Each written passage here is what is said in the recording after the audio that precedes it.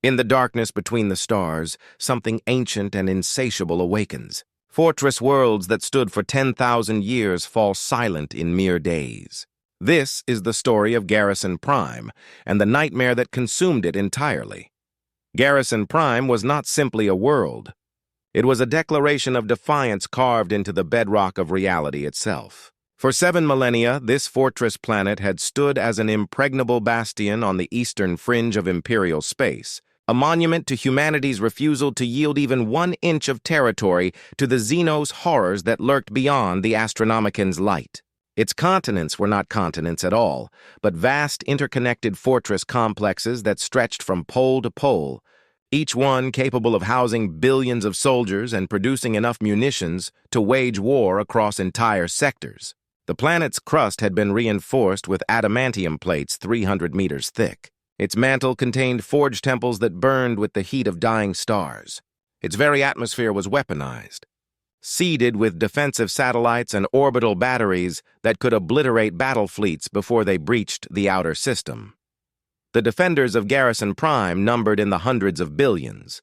20 full regiments of the Astra Militarum maintained permanent garrison, their bloodlines tracing back to the original colonization fleets of the Great Crusade.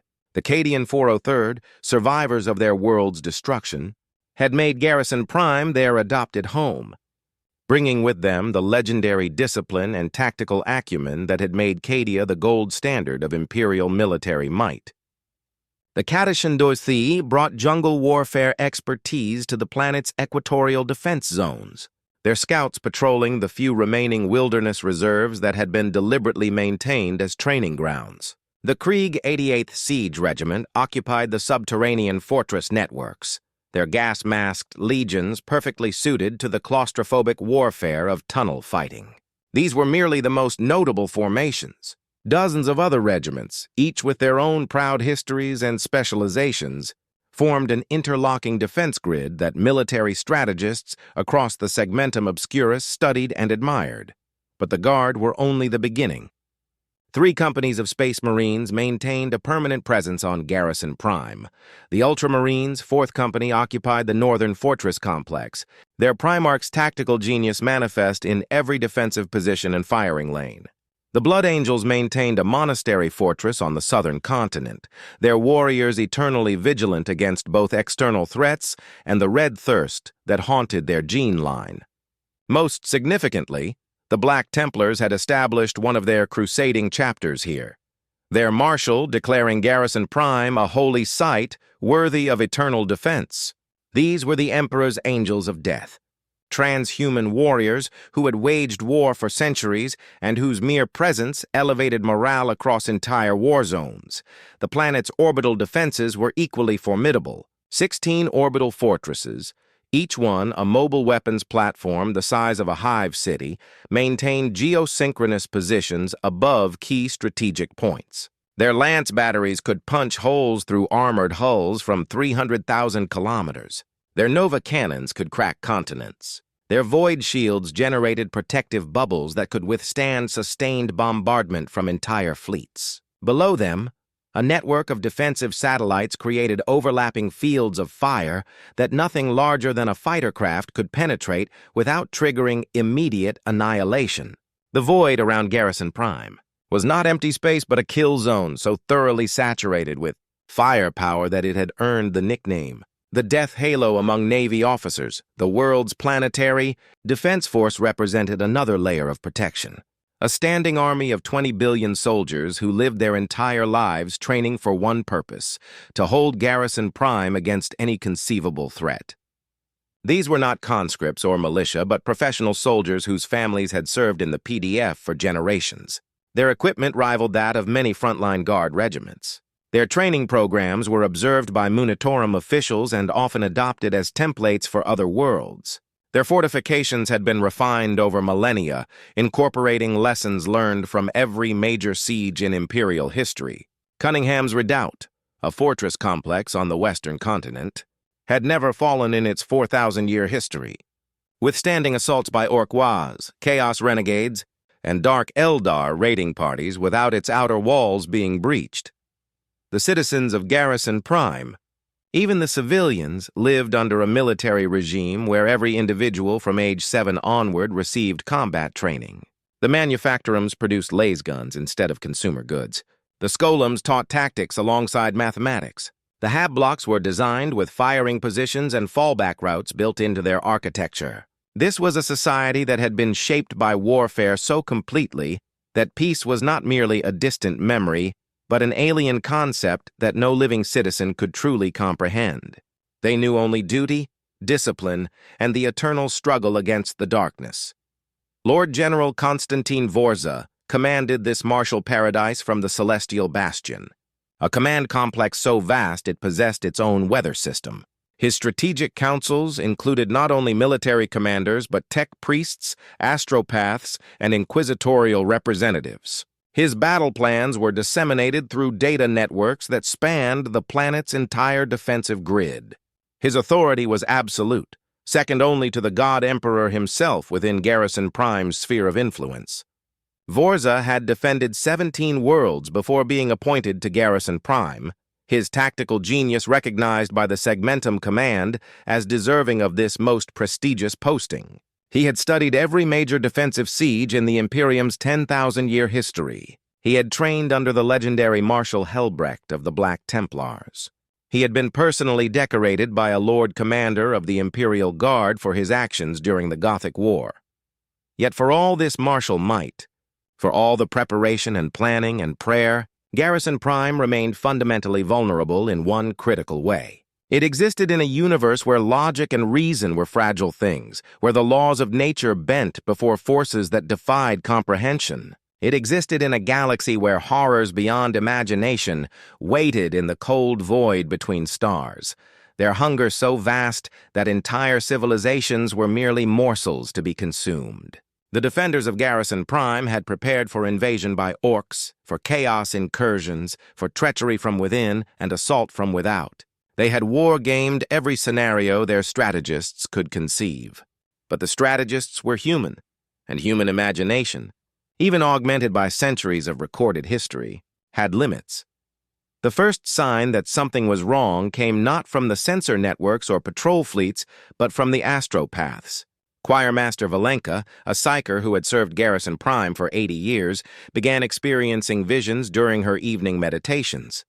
She saw darkness in the void, but it was not the ordinary emptiness of space. This darkness moved with purpose. It flowed like liquid shadow around the stars, blotting them out one by one. In her visions, she heard silence, the complete and utter absence of psychic noise that should have been impossible in a galaxy where the warp touched everything.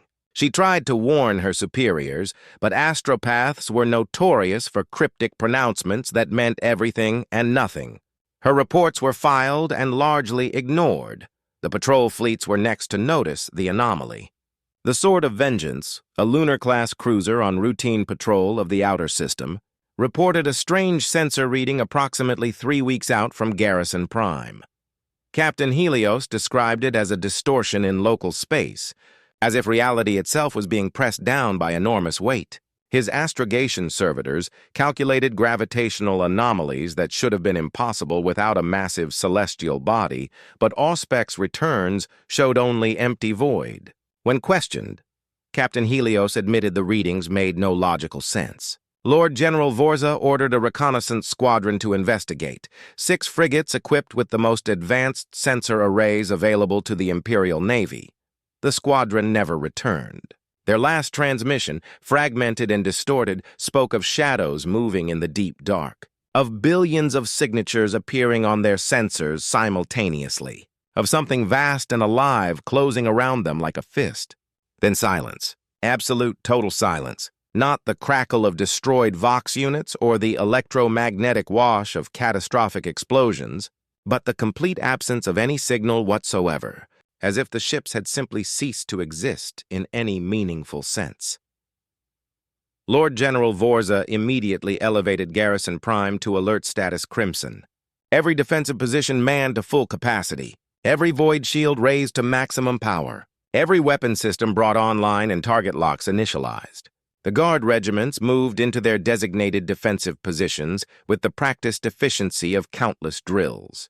The Space Marines began combat rituals that had been passed down through centuries. The PDF activated every reservist and began distributing ammunition from the strategic reserves. The orbital fortresses charged their weapons and locked their targeting cogitators on the area where the reconnaissance squadron had vanished. They did not have long to wait. 3 days after the squadron's disappearance, the darkness arrived at Garrison Prime. It did not arrive as an invasion fleet with warships and troop transports. It arrived as a living tide, a wall of organic matter that stretched across the star system like a disease. The first to see it were the crew of the orbital fortress Indomitable Will, their long-range Auspex arrays detecting what they initially believed to be a sensor malfunction.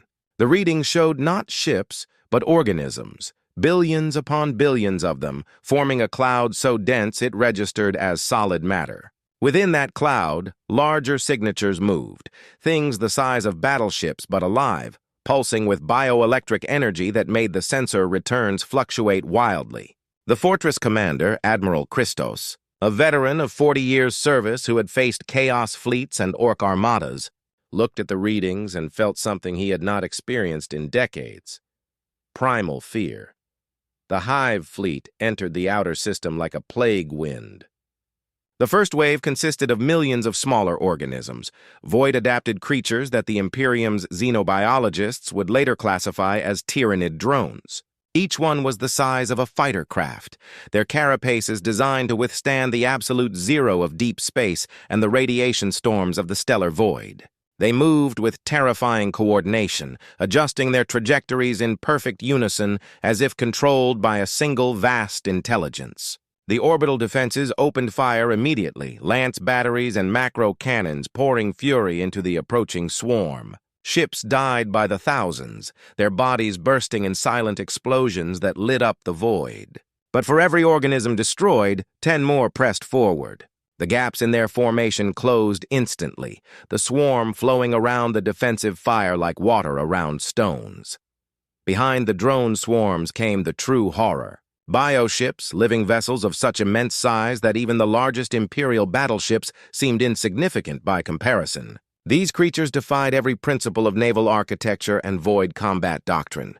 They had no engines yet moved with incredible speed. They possessed no void shields yet absorbed weapons fire that should have vaporized them instantly. Their hulls were not metal and plasteel, but living tissue, chitin armor plates covering flesh that regenerated damage faster than the Imperial weapons could inflict it.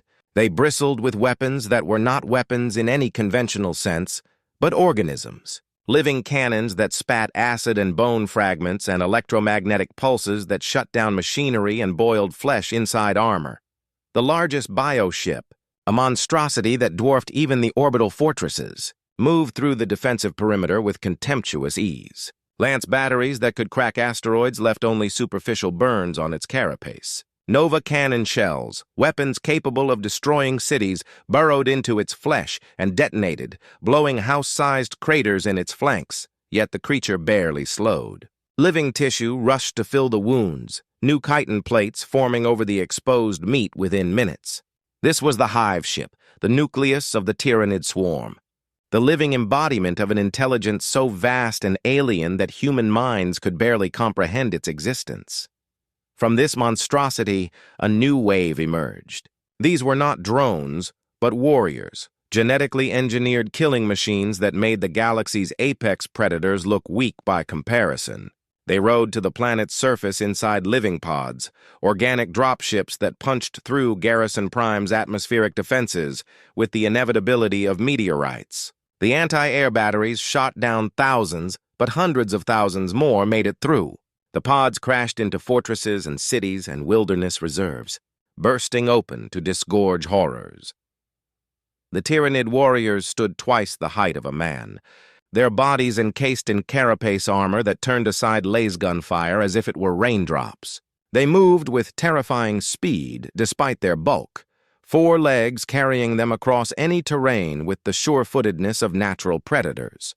Their arms ended not in hands, but in bone swords and scything talons, biological weapons sharper than any blade forged by human hands.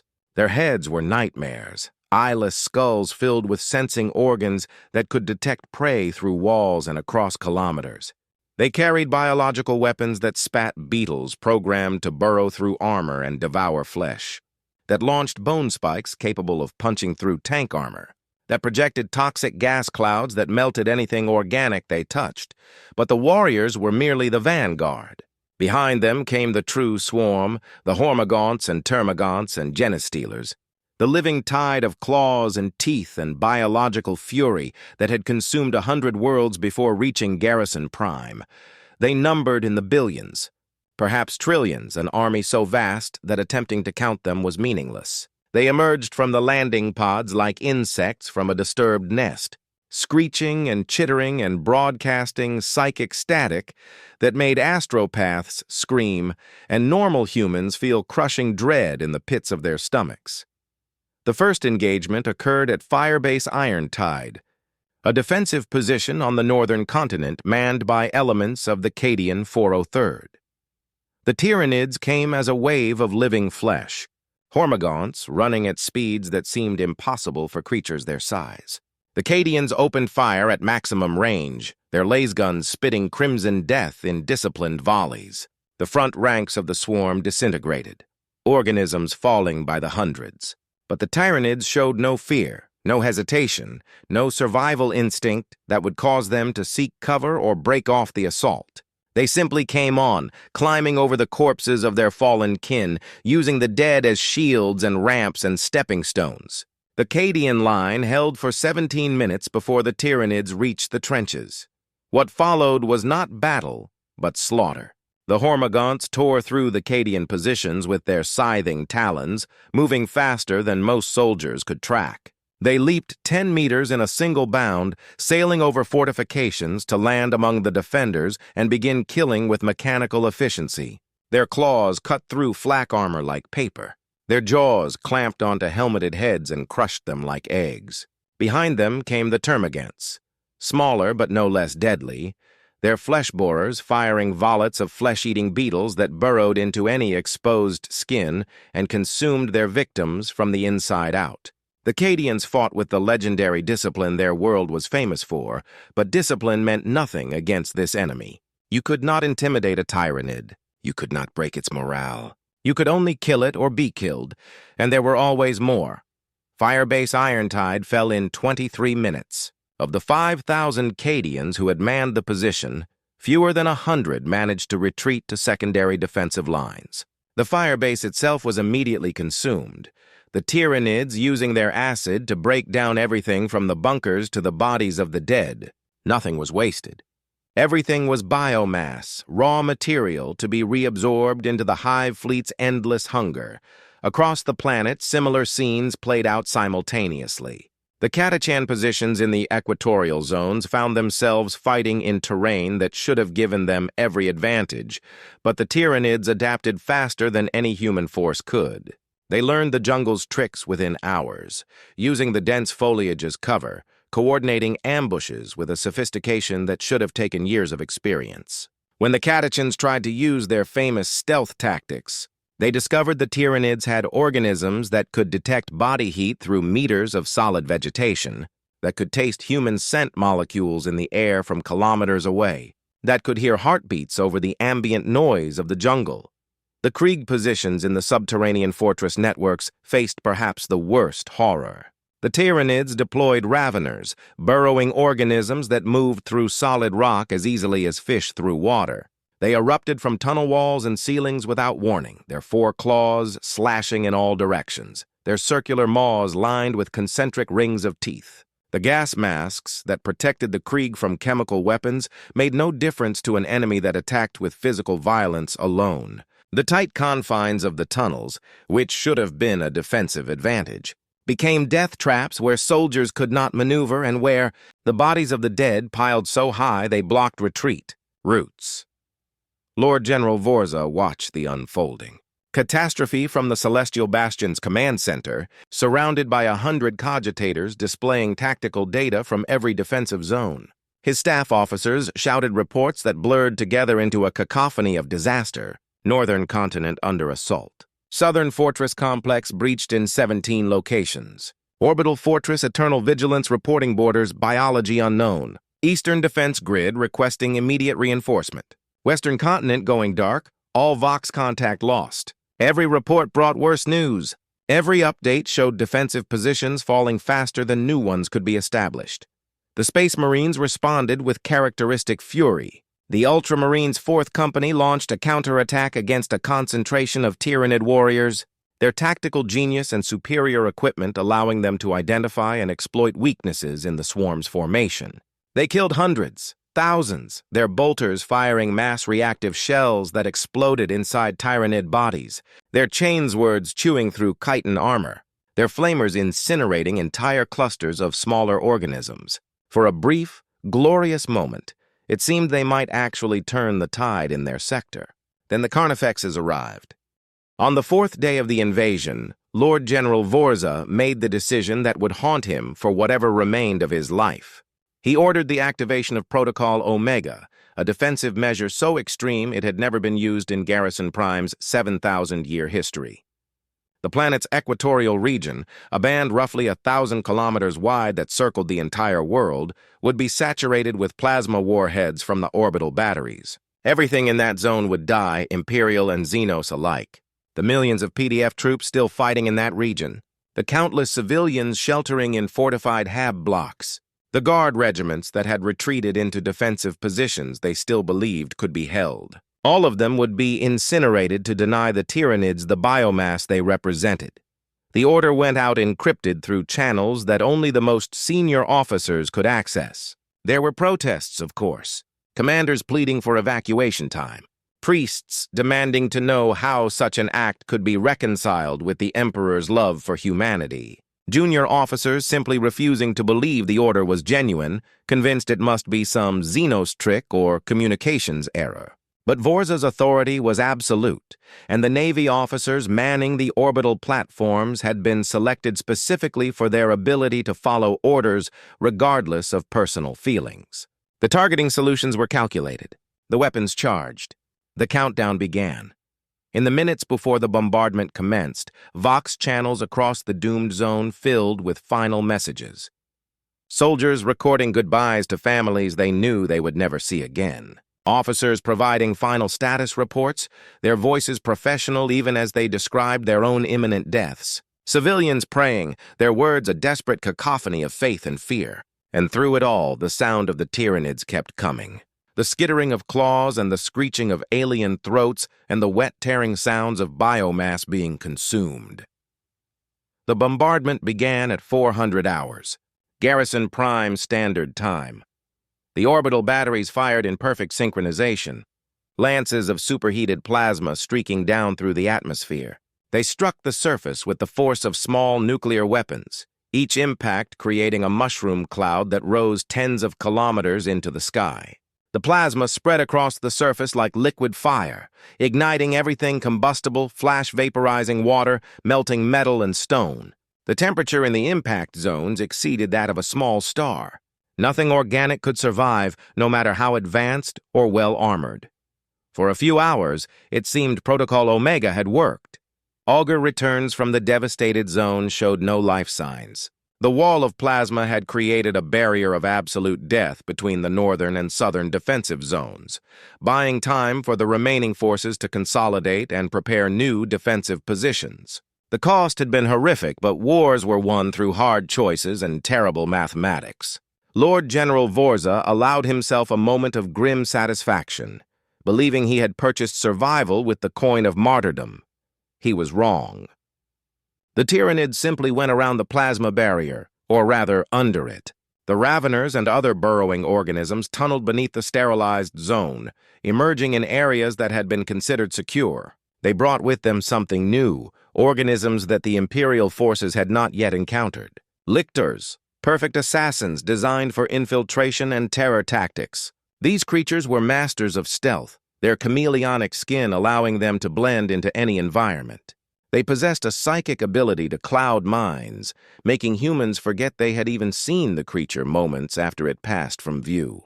They moved through the rear areas with impunity, killing officers and tech priests and astropaths, targeting the leadership structure that held the defense together. Commander Helios of the PDF's 77th Brigade died in his command bunker, surrounded by 3 squads of bodyguards. The Lictor somehow penetrated 7 layers of security without triggering a single alarm. It killed Helios with a single strike of its scything talons, decapitating him before anyone else in the room even realized a Xenos was present. By the time the guards reacted, the Lictor had already faded back into the shadows, leaving only a corpse and panicked soldiers who could not explain what they had or had not seen. This pattern repeated itself across the planet. Key officers dying in supposedly secure locations. Strategic facilities sabotaged by organisms that appeared and vanished like ghosts. Command and control breaking down as paranoia spread faster than the actual Tyranid advance. Soldiers began shooting at shadows, wasting ammunition on imagined threats while real ones crept closer. The carefully planned defensive grid that Lord General Vorza had established began to fragment as individual commanders, lost contact with headquarters and began making independent decisions based on incomplete information. The Black Templars, true to their chapter's warrior tradition, refused to yield ground. Marshal Amalrich declared that Garrison Prime was sacred soil that would be defended to the last bolter shell and the last drop of blood. His Crusade Company, over 100 Space Marines whose collective combat experience spanned millennia, fortified the central fortress complex and prepared to hold it against all comers. They consecrated the ground with rituals older than the Imperium itself. They inscribed holy words on their armor and weapons. They sang battle hymns that had been passed down since the days of Sigismund. Then they waited for the Tyranids to come. The swarm obliged them. A concentration of Tyranid organisms, easily 100 million strong, descended on the Black Templars' position. The Space Marines met them with chain axes and righteous fury, their black armor splashed with alien ichor as they cut down enemies by the hundreds. They fought in the way that had made them legends across the galaxy, with absolute conviction that death in the Emperor's service was the highest honor any human could achieve. They held their position for 18 hours of continuous combat, never retreating, never faltering, their battle cries echoing across the fortress complex even as their numbers slowly, inevitably dwindled. Marshal Amalrich killed a Carnifex in single combat, his power sword cutting through the monster's armor to pierce the brain cluster that controlled its massive body. He stood atop the corpse and challenged the entire swarm to face him, his voice amplified through his helmet's voxcasters. The Tyranids answered by sending a hive tyrant, a creature so large and terrible that it seemed to dim the light around it. This monster stood 5 meters tall, its body covered in armor that had been reinforced with metal plates harvested from destroyed Imperial vehicles. It carried bone swords as long as a man was tall, weapons that crackled with bioelectric energy. Its mere presence projected a psychic field that made even Space Marines feel pressure in their minds, a crushing weight that whispered of inevitable defeat. The duel between Marshal and Tyrant lasted less than a minute. The Hive Tyrant moved with speed that should have been impossible for something its size, its swords blurring as they struck from multiple angles simultaneously. Amalrich parried the first strike, dodged the second, but the third caught him across the chest. The bioelectric energy shorting out his armor's systems and the blade's edge cutting through ceramite that had withstood decades of combat. He fell, mortally wounded, his last act to trigger the melt-a-bomb he had concealed in his armor. The explosion destroyed the Hive Tyrant, but it was a hollow victory. Another tyrant emerged from the swarm to take its place, and then another, as if the Hive fleet maintained an endless supply of these nightmarish commanders. The Black Templars died to the last Marine, their position overrun not through lack of skill or courage, but through simple mathematics. There were too many Tyranids and too few defenders. The fortress complex that they had consecrated as holy ground was consumed within hours, the Tyranids using their acid to dissolve everything from the walls to the bones of the fallen. Even the gene seed of the dead Marines was harvested by the swarm, though whether the Tyranids could actually use this sacred genetic material remained unknown and terrifying to contemplate. By the end of the first week, Garrison Prime's defensive situation had deteriorated from dire to hopeless. 3/4 of the planet's surface had fallen to the swarm. The remaining defenders had been pushed back into isolated pockets that were being systematically eliminated. The orbital fortresses were under constant assault by bioships that seemed to grow stronger with each engagement, as if learning from previous battles. 2 fortresses had already fallen silent, their last transmissions describing boarding actions by organisms that could survive in hard vacuum and against which even the fortress's automated defenses proved inadequate. Lord General Vorza, his command staff reduced by half through casualties and the Lictor assassinations, faced a truth that no amount of training or experience had prepared him for. Garrison Prime, the impregnable fortress planet, the bastion that had stood for 7 millennia, was going to fall. Not might fall. Was going to fall. The difference was not semantic, but mathematical. He had run the numbers 100 times, using every tactical model available to Imperial strategists. The results were always the same. At the current rate of attrition, organized resistance would cease in 72 hours.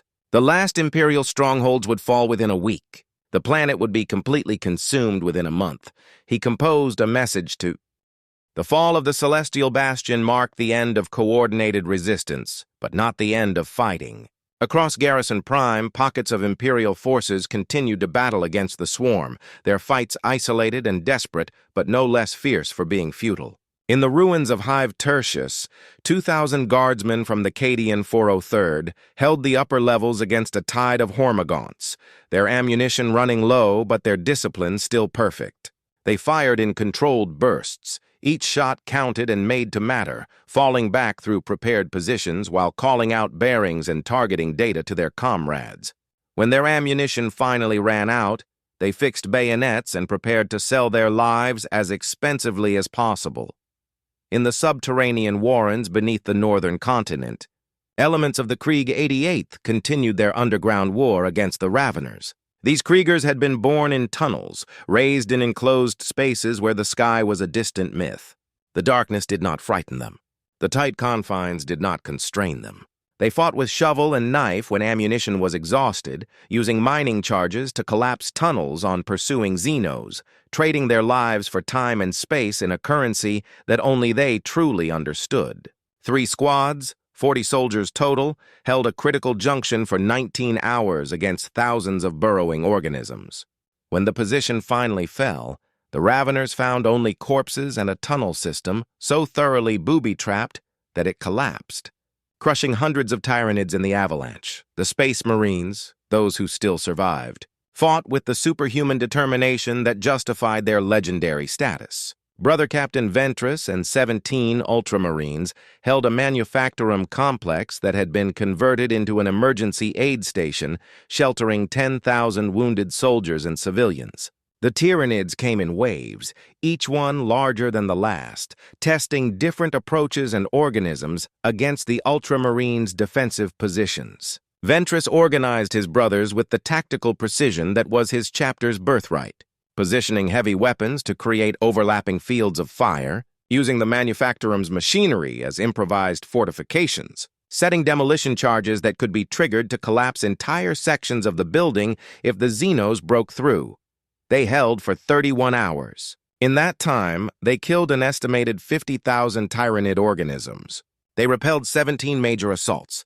They evacuated over half the civilians through underground passages that led to what they hoped were safer zones, though by this point in the battle, nowhere on Garrison Prime could truly be called safe. When their ammunition finally ran dry, when the last Melta charge had been expended and the last bolter shell fired, the Ultramarines drew their combat blades and made their final stand in the Manufactorum's main assembly hall. Brother Captain Ventress died with a Carnifex's claw through his chest, his chainsword buried in the creature's skull, his last words a prayer to the Emperor and Robout Guilliman. His battle brothers fell around him, each taking dozens of Tyranids with them, their bodies eventually disappearing beneath the sheer mass of Xenos flesh that crashed over their position like a wave. The 10,000 they had fought to protect gained perhaps another hour of life before the Tyranids found them. In the calculus of this war, that hour was both meaningless and infinitely precious. The Blood Angel's last stand came at the shrine of the Sanguine Martyr, a monastery fortress that had stood for 3,000 years as a monument to their fallen brethren. Chaplain Moriar gathered the survivors of the chapter's Garrison Prime contingent, 22 Marines whose armor was scorched and rent, but whose spirits remained unbroken. They knew what awaited them. The Black Rage, the curse that haunted their bloodline, had already claimed 3 of their number, those warriors now lost in visions of their Primarch's death 10,000 years ago. But the rage could be channeled, directed, turned into a weapon against the Emperor's enemies. The Blood Angels opened the shrine's vault and retrieved relics that had not been touched in centuries. Master-crafted weapons blessed by chapter masters long dead. Armor pieces worn by heroes of legend. A single drop of their Primarch's blood, preserved in a stasis field, around which they gathered to pray. Then they opened the monastery's gates and charged into the swarm. Not to hold ground, but to kill as many Xenos as possible before the inevitable end. Chaplain Moriar led the charge, his Crozius Arcanum crackling with power as it smashed through Tyranid bodies. Around him, his brothers unleashed the full fury of the Blood Angels, their rage and sorrow and grief given physical form in the arc of their blades and the roar of their jump packs. They cut a path of destruction through the swarm, killing without pause or hesitation, their minds filled with visions of Sanguinius fighting at the Emperor's side. For a brief, glorious moment, they were not merely space marines but avatars of their Primarch's wrath. And the Tyranids died before them in numbers that would have been impossible for ordinary humans to inflict. But there was no victory to be had, only a choice in how to die. The swarm surrounded them, cut them off from the monastery, dragged them down one by one. Chaplain Moriar was the last to fall, standing atop a mound of alien corpses, his armor breached in 100 places, his blood mixing with the ichor of his enemies. His final transmission was a prayer that reached the few functioning Vox receivers still operating on Garrison Prime, a benediction for the dead and dying, an affirmation of faith that even in death, they served the Emperor's will. On the 10th day, the last organized Imperial stronghold fell. Firebase Omega, a fortress complex in the planet's southern polar region, had become the de facto command center after the Celestial Bastion's destruction. General Marcus Kellion, who had assumed command of the remaining forces through default rather than official appointment, coordinated the final defense from a bunker designed to withstand orbital bombardment. He had perhaps 50,000 soldiers under his command, a mixed force of guard regiments and PDF units, their equipment a hodgepodge of whatever could be salvaged from overrun positions. They were low on everything except courage and the knowledge that retreat was no longer an option. The Tyranids did not assault Firebase Omega with their usual overwhelming numbers. Instead, they besieged it, surrounding the fortress complex with a living wall of organisms that grew thicker by the hour. The defenders watched through their scopes as the swarm brought forward new creatures, organisms they had not seen before. Biovores, living artillery pieces that launched explosive spores in high arcs. Tyranofexes, massive creatures whose biocannons could punch through fortress walls. Carnifexes modified with acid sprayers and rupture cannons, their bodies showing signs of recent adaptation, as if the Hive fleet had redesigned them specifically to crack this final stronghold. General Kellion knew what the Tyranids were doing. They were not in a hurry because they did not need to be. Garrison Prime had already fallen. The swarm controlled over 98% of the planet's surface. These last defenders represented a rounding error in the greater calculation of biomass consumed. The Tyranids could afford to take their time, to experiment with different organisms and tactics, to use Firebase Omega as a testing ground for strategies that might be employed on future worlds. The realization was perhaps worse than death itself, that even in their last stand, they were merely data points for the Hive fleet's endless optimization. The siege lasted 3 days. The Tyranids probed the defenses, testing responses, learning. When the defenders fired artillery, the swarm scattered and reformed. When snipers targeted what appeared to be command organisms, the swarm adapted its hierarchy. When flamers were employed against massed infantry attacks, the next wave included organisms with fire-resistant carapaces. It was like fighting against an opponent who could see your cards and change the rules of the game simultaneously. On the 13th day of the invasion, the Tyranids launched their final assault on Firebase Omega. They came from all directions at once, a coordinated attack involving every type of organism in their arsenal. The ground shook with the thunder of charging carnifexes. The air filled with gargoyles and flying organisms that dropped bioacids from altitude. The tunnels beneath the fortress erupted with raveners and trigons.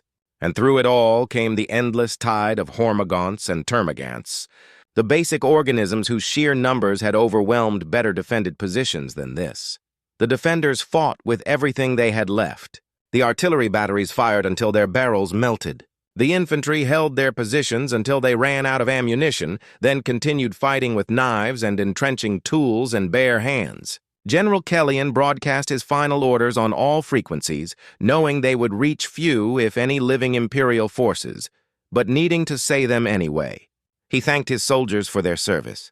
He commended their souls to the Emperor's grace. He asked forgiveness for failing to hold the world that had been entrusted to his protection. Then the Tyranids breached the walls, and there was no more time for words. Kellyan drew his bolt pistol and chainsword and walked out to meet them, his staff officers following.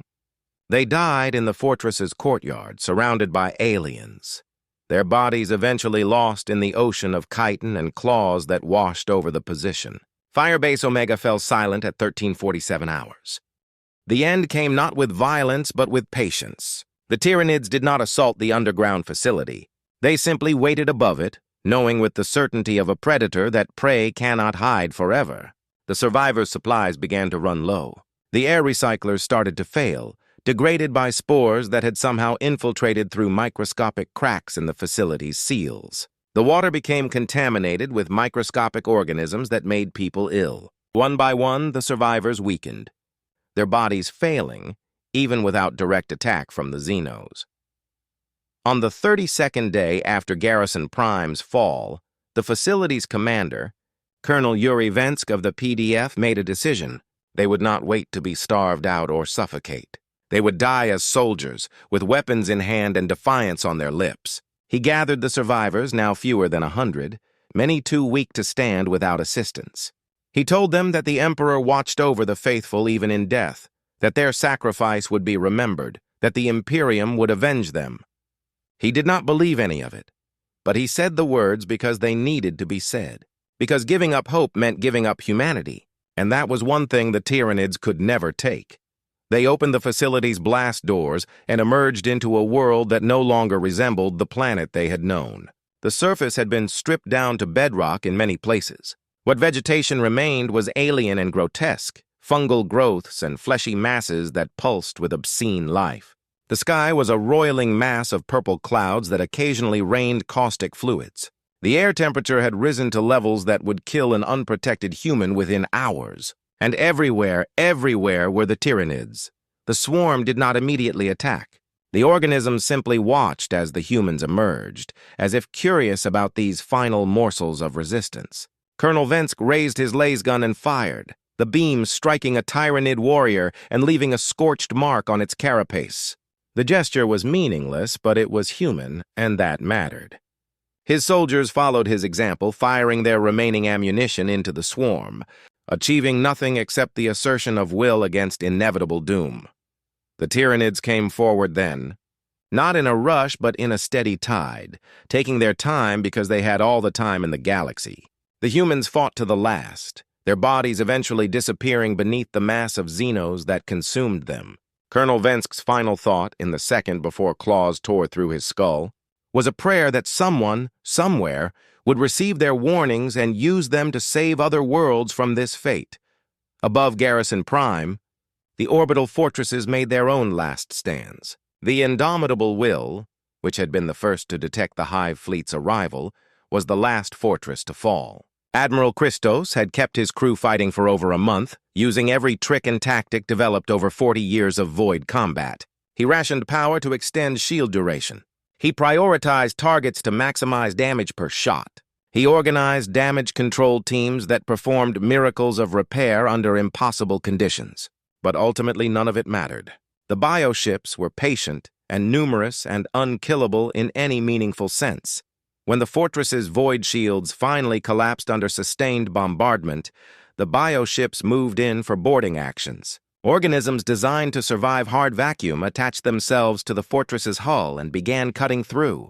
They entered through docking bays and weapons ports and breaches blown by their own acid attacks. The crew fought deck by deck, corridor by corridor, but the outcome was never in doubt. Admiral Christos broadcast a final message as Tyranid warriors broke into his command center.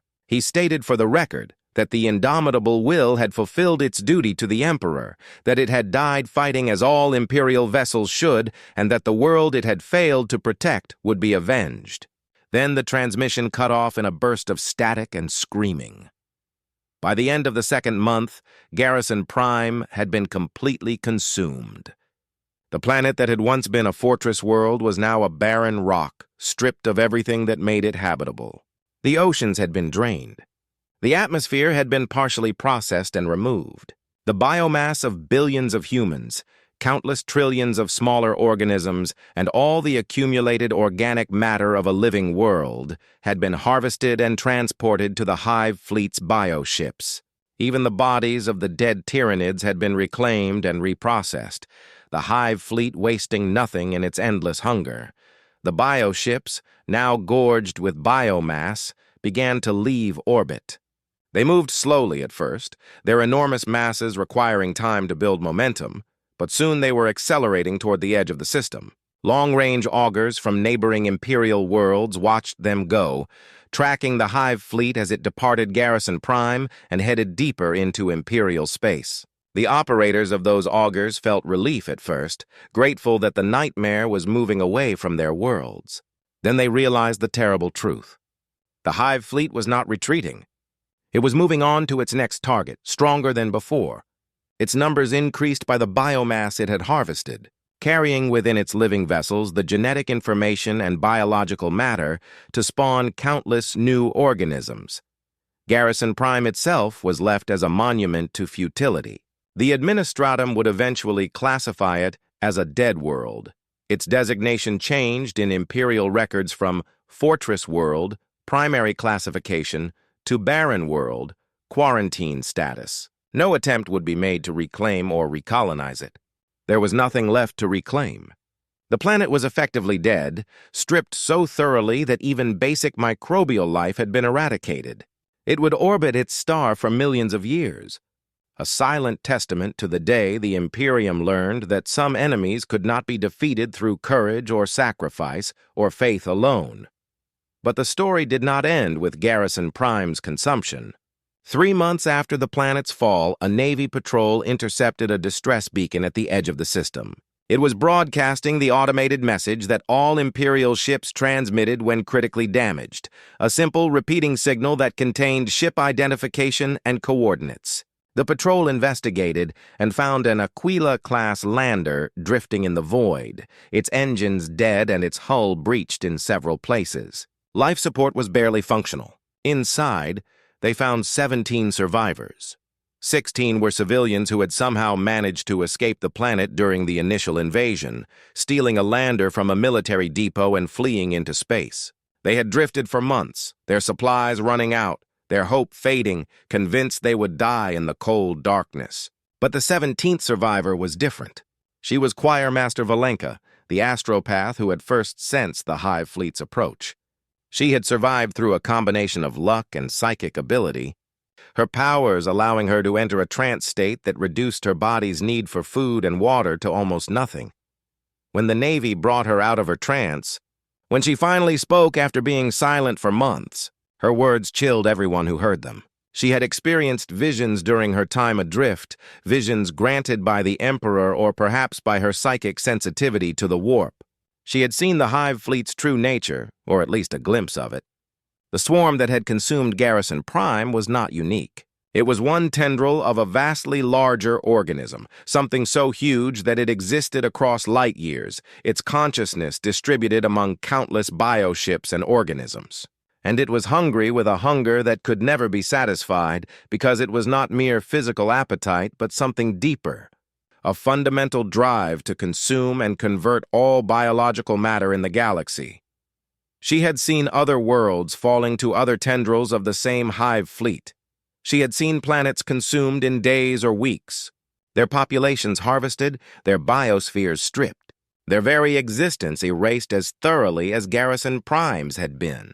She had seen the hive fleet learning from each world it consumed, adapting its organisms and tactics, becoming more efficient with each victory. And she had seen something else, something that she struggled to put into words. She had glimpsed what might be the hive fleet's ultimate origin or purpose, a revelation so terrifying that her mind had partly broken trying to contain it. The Inquisition took custody of Choirmaster Valenka immediately. Her testimony would form the basis of classified reports on the Tyranid threat that would circulate through the highest levels of Imperial command. The civilian survivors were debriefed, mind-wiped of traumatic memories where necessary, and resettled on distant worlds where they could hopefully live out their lives without the burden of what they had witnessed. The Navy patrol that rescued them was sworn to secrecy under pain of execution, their logs sealed with bindings that only inquisitorial authority could break. But information has a way of spreading despite official secrecy. Rumors began to circulate through the Imperial Guard about a fortress world that had fallen in mere weeks. Space Marines whispered to each other about the loss of multiple companies to a Xenos threat that fought unlike anything in recorded history. Navy officers traded stories about bioships that could regenerate from damage that should have been fatal. And slowly, reluctantly, the Imperium began to acknowledge that it faced a threat different from any it had encountered in 10,000 years of existence. Garrison Prime's fate became a teaching example in Imperial military academies, though the details were heavily clay. Garrison Prime stands now as it stood before humanity arrived, a barren rock orbiting a star that cares nothing for the tragedy that unfolded on its surface.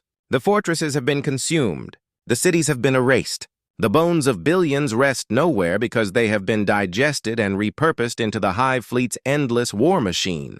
Nothing remains to mark the world as having once been the pride of the Imperium's eastern defenses. No monuments, no gravestones, no whispered prayers in abandoned chapels. The planet is simply gone in every way that matters, its death so complete that future generations will struggle to believe it ever existed. But its lesson survives. The Tyranids are not conquerors seeking dominion or raiders seeking plunder. They are a fundamental force of nature, as implacable as gravity and as unstoppable as time itself. They cannot be reasoned with because they do not think as we think. They cannot be intimidated because they do not fear. They cannot be starved because they consume everything including their own dead. They are the ultimate enemy, the final test of humanity's will to survive. And Garrison Prime proved that will alone is not enough. In the classified archives of the Inquisition, a single notation exists regarding Garrison Prime. It reads simply, "Fortress world lost. Defensive doctrine inadequate. Recommend immediate strategic review." Attached to this notation is a list of 17,000 other worlds that share similar characteristics to Garrison Prime, fortress worlds and hive worlds and agri-worlds whose populations number in the billions or trillions. Each one a potential target. Each one vulnerable in ways that were not understood before the fall. Each one possibly destined to share Garrison Prime's fate if the Hive fleets continue their inexorable advance. The Imperium endures, as it has endured for 10 millennia. It will adapt and overcome, as it has adapted and overcome every challenge to its existence. New tactics will be developed. New weapons will be forged. New heroes will rise to face the Tyranid threat. But Garrison Prime serves as a reminder that adaptation has a cost, that every lesson is purchased with blood and suffering, that the Imperium's survival is not guaranteed but earned through sacrifice that would break the spirits of lesser civilizations. To those who fought and died on Garrison Prime, no monument exists save the memory of their courage. To those who witnessed its fall and survived, the burden of testimony. To those who will face the Tyranids in battles yet to come, the knowledge that defeat is always possible, but surrender is unthinkable. In the grim darkness of the far future, there is only war, and some wars cannot be won, only endured. Garrison Prime fell. Others will fall. But the Imperium stands eternal, its citizens blessed with the faith that even in death they serve the Emperor's will. And perhaps that faith, that willingness to face impossible odds without flinching, is humanity's greatest weapon against the darkness. Not because it guarantees victory, but because it ensures that humanity will never stop fighting, never yield, never accept the extinction that the universe seems determined to inflict upon them.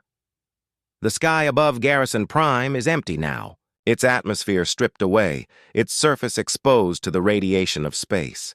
But somewhere in the void, the Hive fleet continues its journey, its bioships gorged with the biomass of a world, seeking its next target with the patience of something that exists outside the normal flow of time. And somewhere else, Imperial forces prepare defenses, train soldiers, forge weapons, and ready themselves for the battle to come.